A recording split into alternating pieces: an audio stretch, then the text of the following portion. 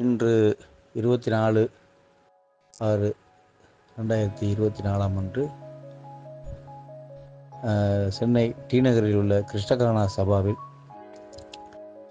இளையராஜாவுடைய இசையில் ஆழ்வார்கள் இயற்றிய பாசுரங்கள், அதாவது 4000 திவ்ய பிரபந்தம் என்று சொல்வார்கள், அந்த பாசுரங்களை இளையராஜா இசைத்திருக்கின்றார்.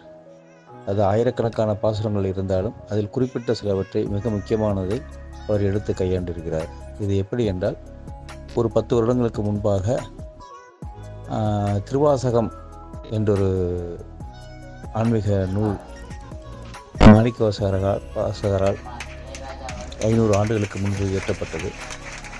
அந்த திருவாசகத்தை இளையராஜா தன்னுடைய இசையால், அதாவது தன்னுடைய சிம்பனி இசையால் ஹங்கேரியில் போய் அதற்கு இசை அமைத்தது மட்டுமல்லாமல் அந்த இசைக்கு அந்த தமிழ் பாடலுடன், திருவாசக பாடலுடன் ஐரோப்பிய நாட்டு பின்னணி இசை கலைஞர்கள், அதாவது பாடகர்கள் ஆங்கிலத்தில் சேர்ந்து பாடுவது போன்று, அதாவது தமிழிலும் ஆங்கிலத்திலும், தமிழ் சொல்ல அதனுடைய அர்த்தம் ஆங்கிலத்திலும் ஆக ஒரு புதுமையான ஒரு ஃபியூஷனை, அதாவது வெஸ்டர்ன் அண்டு இந்தியன் கிளாசிக்கல் ரிலிஜிக் மியூசிக்கை பிளெண்ட் பண்ணி அவர் இசையமைத்திருந்தார்.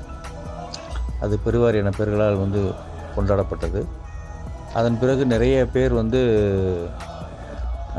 சிவனை போற்றி, அதாவது சைவ சமயத்தை போற்றி, சைவ சமயத்திற்கான ஒரு 12 திருமுறைகள் என்று சொல்வார்கள், அதில் ஒன்று திருவாசகம்.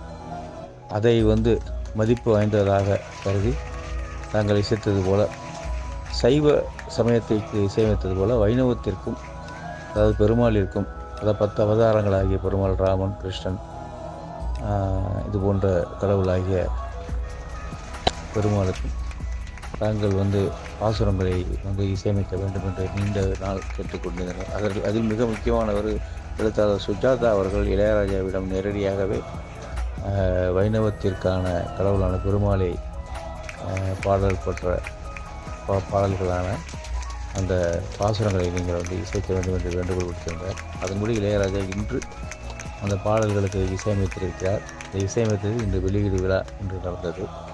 இது எப்படி என்றால், சைவ சமயத்தை வளர்த்தவர்கள், அதாவது சிவனுடைய நாமத்தை, சிவனுடைய பெருமைகளை சொல்லியவர்களுக்கு நீங்கள் பார்த்தீங்கன்னா கோயில்களில் 64 நாயன்மார்கள் என்று இருப்பார்கள்.